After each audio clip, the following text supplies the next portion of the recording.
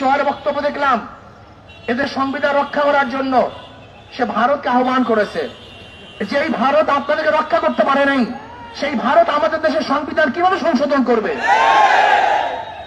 না, আমরা অন্য কোন দেশের হস্তক্ষেপ আমাদের দেশের সংবিধান সংশোধনের জন্য চাই না।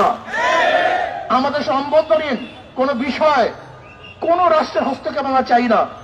আমাদের দেশের সমাধান, সমস্যার সমাধান এদেশের জনগণ করবে, অন্য কেউ করতে পারবে না। যদি কেউ আহ্বান করে আমরা মনে করব তারা দেশদ্রোহী, তাদেরকে বিচারের আওতায় আনা উচিত।